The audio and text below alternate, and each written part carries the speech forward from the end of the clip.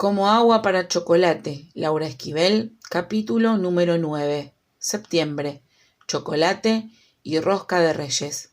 Ingredientes: 2 libras de cacao soconusco, 2 libras de cacao Maracaibo, 2 libras de cacao Caracas, azúcar entre 4 y 6 libras según el gusto. Manera de hacerse. La primera operación es tostar el cacao. Para hacerlo, es conveniente utilizar una charola de hojalata en vez del comal, pues el aceite que se desprende de los granos se pierde entre los poros del comal. Es importantísimo poner cuidado en este tipo de indicaciones, pues la bondad del chocolate depende de 3 cosas a saber: de que el cacao que se emplee esté sano y no averiado, de que se mezclen en su fabricación distintas clases de cacao y, por último, de su grado de tueste. El grado de tueste aconsejable es el del momento en que el cacao comienza a despedir su aceite. Si se retira antes, aparte de presentar un aspecto descolorido y desagradable, lo hará indigesto. Por el contrario, si se deja más tiempo sobre el fuego, el grano quedará quemado en gran parte y contaminará de acrimonia y aspereza al chocolate. Tita extrajo solo media cucharadita de este aceite para mezclarlo con aceite de almendras dulces y preparar una excelente pomada para los labios. En invierno se le partían invariablemente, tomara las precauciones que tomara. Cuando era niña esto le causaba gran malestar, pues cada vez que se reía se le abrían sus carnosos labios y le sangraban, produciéndole un intenso dolor. Con el tiempo lo fue tomando con resignación, y como ahora no tenía muchas razones que digamos para reír, no le preocupaba en lo más mínimo, podía esperar tranquilamente hasta la llegada de la primavera para que desaparecieran las grietas. El único interés que movía a preparar la pomada era que por la noche vendrían a la casa algunos invitados a partir la rosca de reyes. Por vanidad, no porque pensara reírse mucho, quería tener los labios suaves y brillantes durante la velada.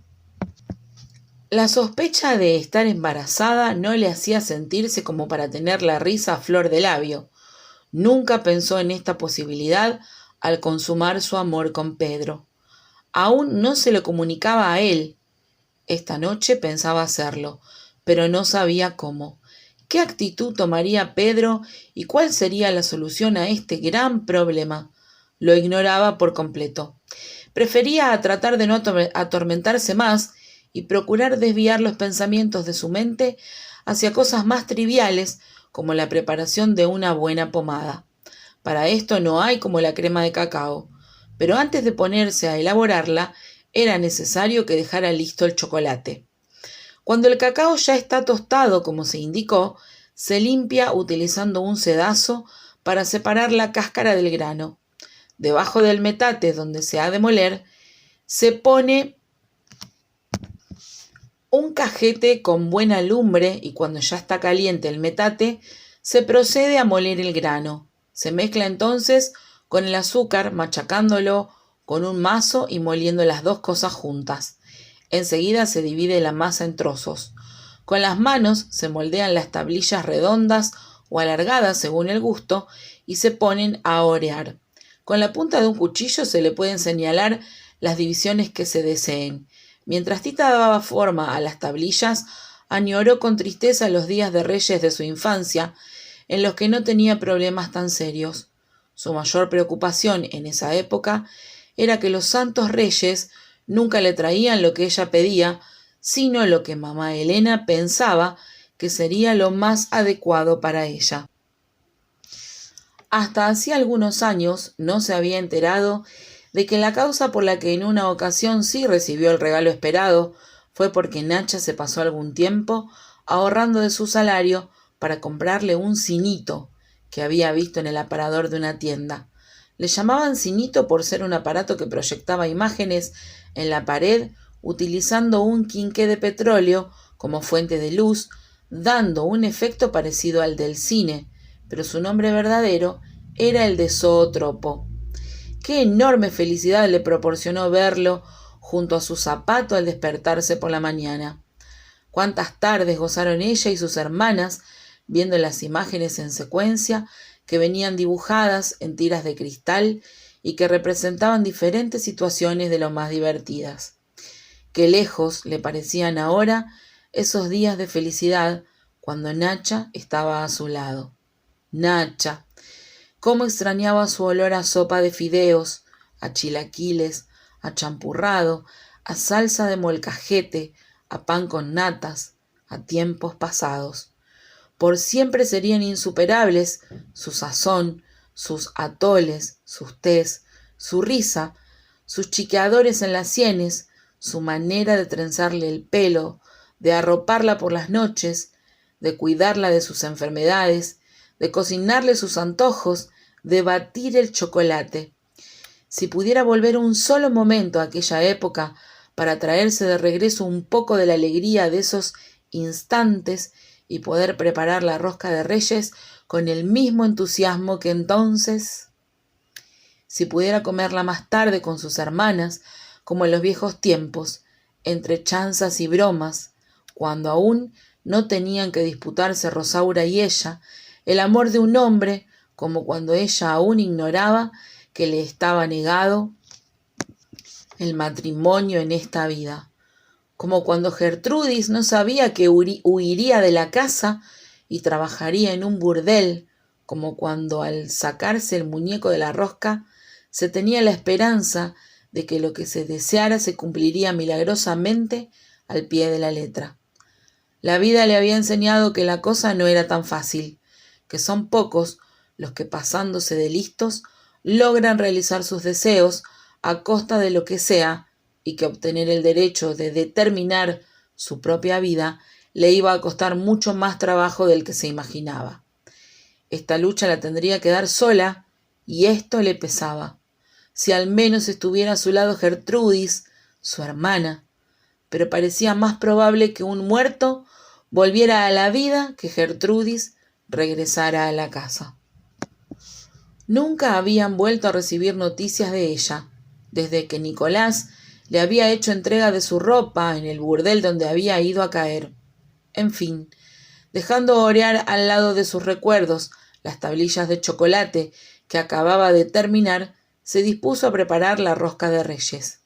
Ingredientes: 30 gramos de levadura fresca, 1/4 kilo de harina, 8 huevos, 2 cucharadas de agua de azahar, 1,5 tazas de leche, 300 gramos de azúcar, 300 gramos de mantequilla, 250 gramos de frutas cubiertas, un muñeco de porcelana. Manera de hacerse: con las manos o utilizando un tenedor se desbarata la levadura en 1/4 kilo de harina, agregándole poco a poco media taza de leche tibia. Cuando están bien incorporados los ingredientes, se amasan un poco y se dejan reposar en forma de bola hasta que la masa crezca el doble de su tamaño. Justo cuando Tita ponía la masa a reposar, Rosaura hizo su aparición en la cocina. Venía a pedirle su ayuda para poder llevar a cabo la dieta que John le había recetado. Desde hacía unas semanas tenía graves problemas digestivos, sufría de flato y mal aliento. Rosaura se sintió tan apenada por esos trastornos que inclusive tuvo que tomar la decisión de que Pedro y ella durmieran en recámaras separadas. De esta manera aminoraba un poco su sufrimiento al poder desalojar ventosidades a su antojo. John le había recomendado abstenerse de alimentos tales como raíces y legumbres y realizar un activo trabajo corporal. Esto último se le dificultaba por su excesiva gordura. No se explicaba por qué, desde que regresó nuevamente al rancho, había empezado a engordar tanto, pues seguía comiendo lo mismo de siempre. El caso es que le costaba un trabajo enorme poner en movimiento su voluminoso y gelatinoso cuerpo. Todos estos males le estaban acarreando infinidad de problemas, pero el más grave era que Pedro se estaba distanciando de ella cada día más. No lo culpaba. Ni ella misma soportaba su pestífero vaho. Ya no podía más. Era la primera vez que Rosaura se abría de capa con Tita y trataba estos temas con ella. Inclusive le confesó que no se le había acercado antes por los celos que le tenía. Pensaba que entre ella y Pedro había una relación amorosa, latente, escondida bajo las apariencias. Pero ahora que veía lo enamorada que estaba de John y lo cercano de su matrimonio con él, se había dado cuenta de lo absurdo que era seguir guardando este tipo de recelos. Confiaba en que aún era tiempo para que entre ellas surgiera una buena comunicación. La verdad, la relación Rosaura-Tita hasta ahora había sido como la del agua en aceite hirviendo. Con lágrimas en los ojos, le rogó que por favor no le guardara rencor por haberse casado con Pedro, y le pidió su consejo para recuperarlo, como si ella estuviera para darle ese tipo de consejos. Con pena, Rosaura le comentó que Pedro tenía muchos meses de no acercársele con intenciones amorosas. Prácticamente la rehuía. Esto no le preocupaba mucho, pues Pedro nunca había sido muy dado a los excesos sexuales, pero últimamente no solo eso, sino que detectaba en sus actitudes un abierto rechazo a su persona. Es más, podía precisar exactamente desde cuándo, pues lo recordaba perfectamente. Fue la noche en que el fantasma de mamá Elena había empezado a aparecer. Ella estaba despierta, esperando que Pedro regresaba de un paseo que había salido a dar. Cuando regresó, casi no le prestó atención a su historia del fantasma. Estaba como ausente. Durante la noche, ella había tratado de abrazarlo, pero él o estaba muy dormido o fingió estarlo, pues no reaccionó a sus insinuaciones. Más tarde, lo había escuchado llorar quedamente y ella, a su vez, había fingido no oírlo. Sentía que su gordura, su flato y su mal aliento definitivamente estaban alejando a Pedro de su lado cada día más y no le veía solución. Le pedía, por lo tanto, su ayuda. La necesitaba como nunca y no tenía a nadie más a quien recurrir. Su situación cada día era más grave. No sabría cómo reaccionar al qué dirán si Pedro la abandonaba. No lo resistiría. El único consuelo que le quedaba era que al menos tenía a su hija Esperanza, y ella tenía la obligación de estar a su lado para siempre. Hasta ese momento todo iba muy bien. Las primeras palabras de Rosaura habían causado estragos en la conciencia de Tita, pero en cuanto escuchó por segunda ocasión cuál sería el destino de Esperanza, tuvo que hacer un soberano esfuerzo para no gritarle a su hermana que esta idea era la más aberrante que había escuchado en toda su vida. No podía iniciar en estos momentos una discusión entre ellas que diera al traste con la buena voluntad que sentía de compensar a Rosaura del daño que le estaba causando. Así que en lugar de externar sus pensamientos, le prometió a su hermana prepararle una dieta especial para ayudarla a bajar de peso y amablemente le proporcionó una receta de familia contra el mal aliento. El mal aliento tiene su origen en el estómago y son varias las causas que contribuyen a ello. Para hacerlo desaparecer, debe principiarse por gargarismos de agua salada, sorbiéndola al propio tiempo por las narices, mezclada con algunas gotas de vinagre de alcanfor pulverizado. Paralelamente hay que masticar continuamente hojas de menta. El plan propuesto, seguido con constancia, es capaz por sí solo de purificar el aliento más pestilente. Rosaura le agradeció infinitamente su ayuda y rápidamente salió a la huerta a recoger hojas de menta, no sin antes suplicarle absoluta discreción en este delicado asunto. El rostro de Rosaura reflejaba un gran alivio. En cambio, Tita estaba destruida. ¿Qué era lo que había hecho? ¿Cómo resarcir el daño a Rosaura, a Pedro, a ella misma, a John? ¿Con qué cara lo iba a recibir dentro de unos días cuando regresara de su viaje? John, la persona a quien solo tenía cosas que agradecer. John, el que le había vuelto a la cordura. John, el que le había mostrado el camino a la libertad. John, la paz, la serenidad, la razón. Verdaderamente, él no se merecía esto. ¿Qué decirle? ¿Qué hacer? Por lo pronto, lo mejor era que continuara preparando la rosca de Reyes pues la masa con levadura que había dejado reposando mientras platicaba con Rosaura ya estaba lista para el paso siguiente. Con el kilo de harina se forma una fuente sobre la mesa. En el centro se ponen todos los ingredientes y se van amasando empezando por los del centro y tomando poco a poco la harina de la fuente, hasta que se incorpora toda. Cuando la masa que contiene la levadura ha subido al doble de su tamaño, se mezcla con esta otra masa, integrándolas perfectamente hasta el punto en que se desprenden de las manos con toda facilidad. Con una raspa se quita la masa que se va quedando pegada en la mesa para integrarla también. Entonces se vacía la masa en un recipiente hondo engrasado. Se tapa con una servilleta y se espera a que suba nuevamente el doble de su tamaño. Hay que tener en cuenta que la masa tarda aproximadamente 2 horas en duplicar su tamaño y es necesario que lo haga 3 veces antes de poder meterla al horno. Cuando Tita estaba cubriendo con una servilleta la vasija donde puso a reposar la masa, una fuerte ráfaga de viento azotó la puerta de la cocina, abriéndola de par en par y permitiendo que un frío helado la invadiera.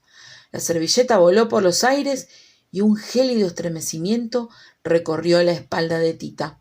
Giró su cuerpo y asombrada quedó frente a frente con mamá Elena, que la miraba duramente.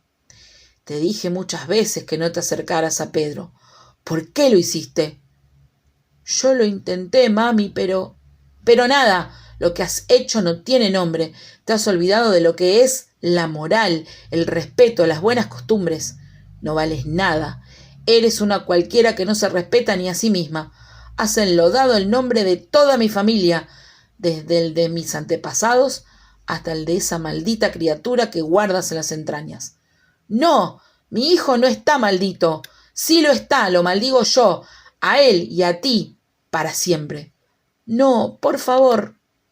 La entrada de Chencha en la cocina hizo que mamá Elena diera media vuelta y saliera por la misma puerta por donde había entrado.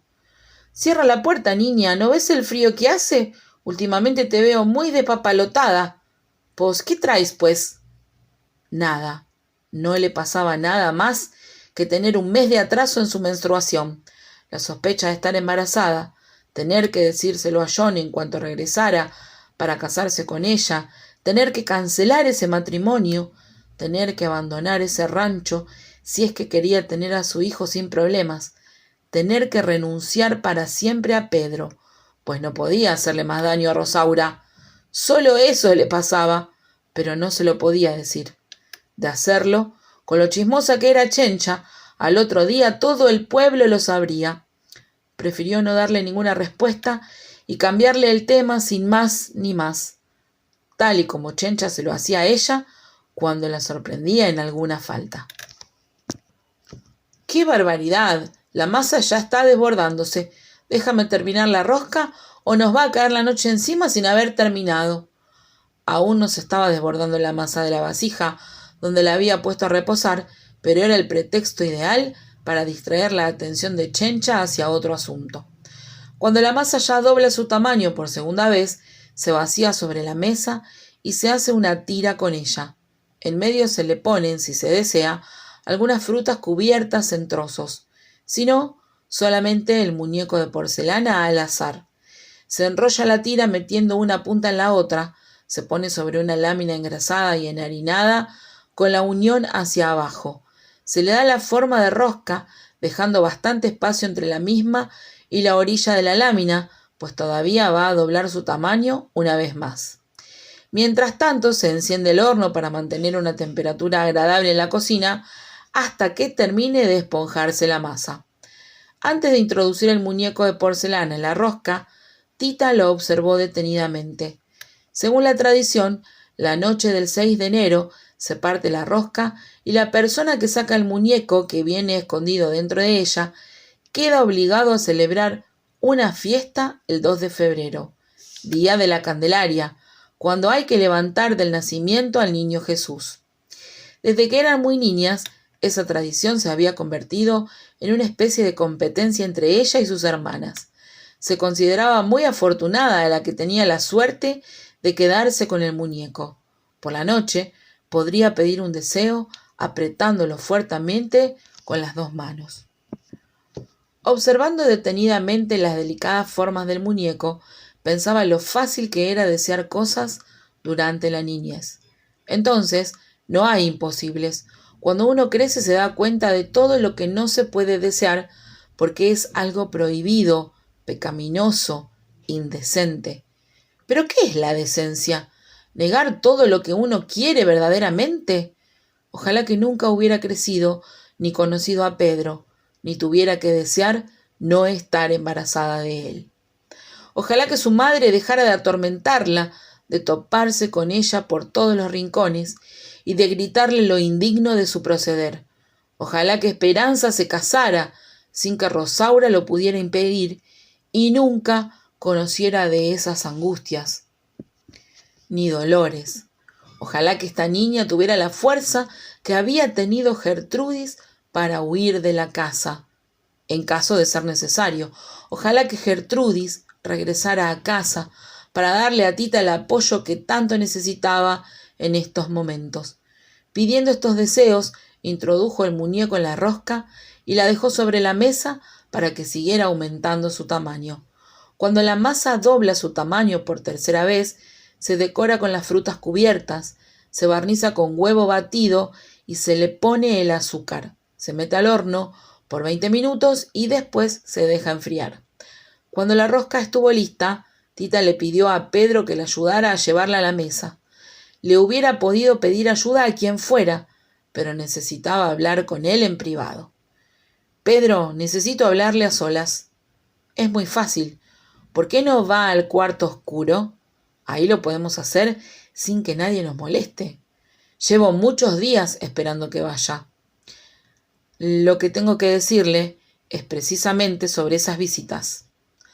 La entrada de Chencha interrumpió la conversación para informar que los Lobo acababan de llegar a la fiesta y solo estaban esperando por ellos para partir la rosca. Entonces a Tita y a Pedro no les quedó otra que suspender la conversación y llevar la rosca al comedor, donde era esperada con ansiedad. Cuando iban atravesando el pasillo, Tita vio a su madre parada junto a la puerta del comedor, lanzándole una mirada de furia. Tita se paralizó. El pulque empezó a ladrarle a mamá Elena, que caminaba amenazadoramente hacia Tita. El perro tenía el pelo del lomo erizado por el miedo y caminaba defensivamente hacia atrás. Su aturdimiento hizo que metiera una pata trasera dentro de la escupidera de latón que se encontraba al final del pasillo junto al helecho y que al tratar de salir corriendo la azotara contra el piso, dejando regado por todos lados el contenido de ésta. El escándalo que provocó llamó la atención a los 12 invitados que ya se encontraban reunidos en la sala. Se asomaron al pasillo muy alarmados y Pedro les tuvo que explicar que el pulque, tal vez por la vejez, últimamente hacía este tipo de cosas inexplicables, pero que todo estaba bajo control.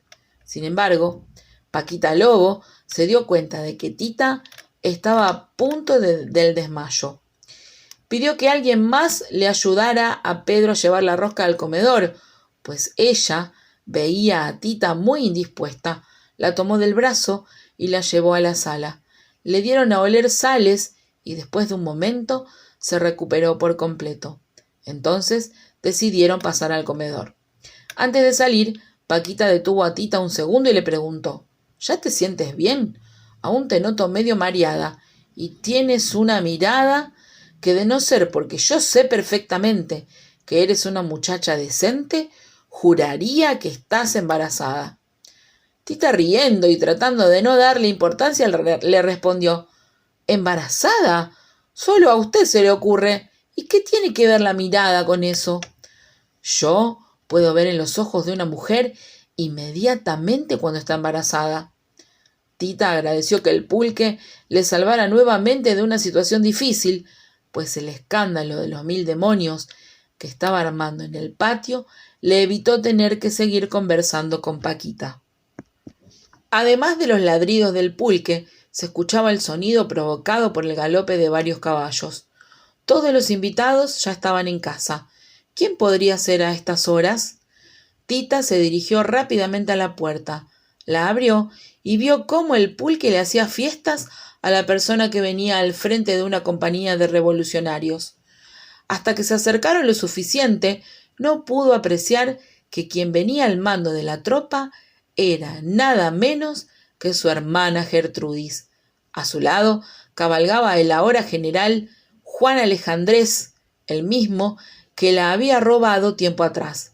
Gertrudis se bajó del caballo y, como si el tiempo no hubiera pasado, dijo con desparpajo que, sabiendo que era día de partir la rosca de Reyes, había venido por una buena taza de chocolate recién batido.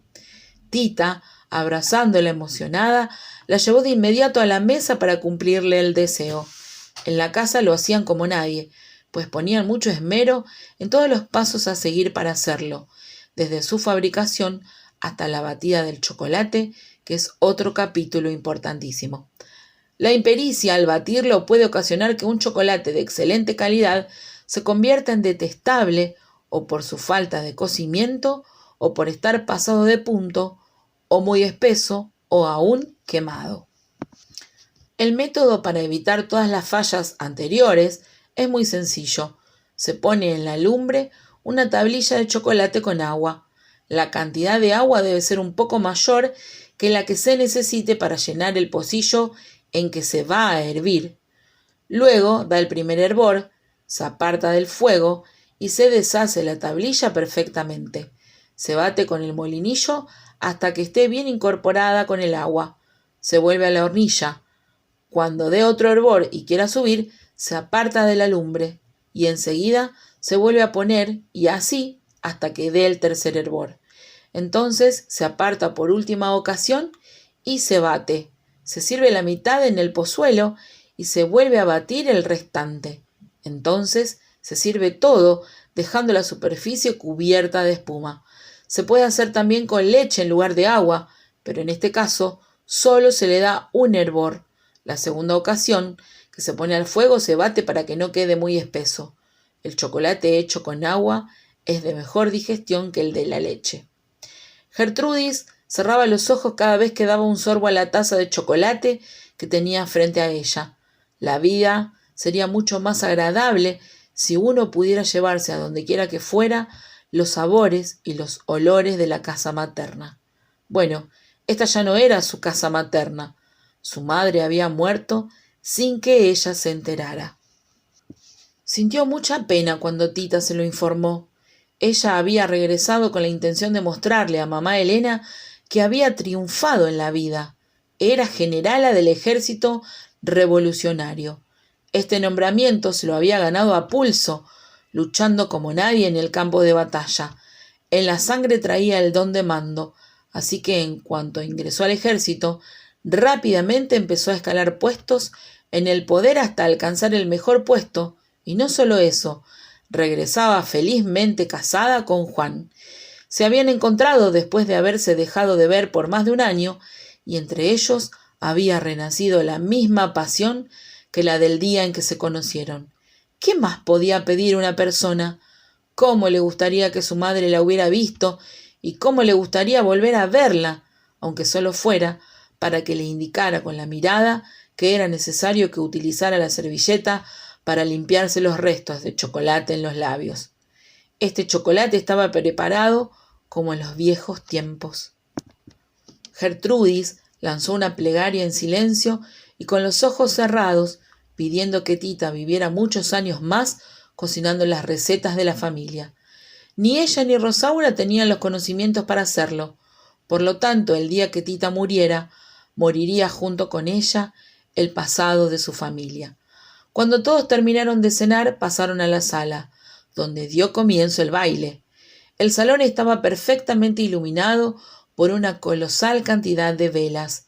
Juan impresionó a los invitados tocando de maravilla la guitarra, la armónica y el acordeón. Gertrudis llevaba el ritmo de las piezas que Juan interpretaba, golpeando el piso con la punta de su bota. Lo miraba orgullosamente desde el fondo del salón, donde una corte de admiradores la tenía rodeada, asediándola con preguntas sobre su participación en la revolución. Gertrudis, con gran soltura, mientras fumaba, les narraba fantásticas historias de las batallas en las que había participado. En ese momento los tenía con la boca abierta contándoles cómo había sido el primer fusilamiento que ordenó, pero sin poderse contener, interrumpió el relato y se lanzó al centro del salón, donde empezó a bailar con donaire la polca Jesucita en Chihuahua que Juan interpretaba magistralmente en el acordeón norteño. Con liviandad se levantaba la falda hasta la rodilla, mostrando gran desenfado. Esta actitud provocaba comentarios escandalosos de las mujeres ahí reunidas. Rosaura le dijo en el oído a Tita: «Yo no sé de dónde sacó ese ritmo Gertrudis. A mamá no le gustaba bailar y dicen que papá lo hacía muy mal». Tita levantó los hombros en señal de respuesta, aunque ella sabía perfectamente de quién había heredado Gertrudis el ritmo y otras cosas. Este secreto pensaba llevárselo a la tumba, pero no lo pudo hacer. Un año más tarde, Gertrudis dio a luz a un niño mulato. Juan enfureció y amenazó con dejarla. No le perdonaba a Gertrudis que hubiera vuelto a las andadas. Entonces Tita, para salvar ese matrimonio, confesó todo. Por fortuna, no se había atrevido a quemar las cartas. Ahora sí que con el negro pasado de su madre, pues éstas le sirvieron perfectamente de prueba para demostrar la inocencia de Gertrudis. De cualquier manera, fue un golpe difícil de asimilar, pero al menos no se separaron, sino que vivieron para siempre juntos y pasando más tiempo felices que enojados. Así como sabía la razón del ritmo de Gertrudis, sabía la razón del fracaso del matrimonio de su hermana y de su propio embarazo. Ahora le gustaría saber cuál era la mejor solución. Eso es lo importante. Lo bueno es que ya tenía a alguien a quien confiar sus penas.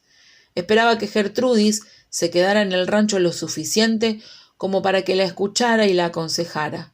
En cambio, Chencha deseaba todo lo contrario. Estaba furiosa con Gertrudis. Bueno, no precisamente con ella, sino con el trabajo que representaba el atender a su tropa. En lugar de gozar de la fiesta, a esas horas de la noche, había tenido que poner una gran mesa en el patio y elaborar chocolate para los 50 de su tropa.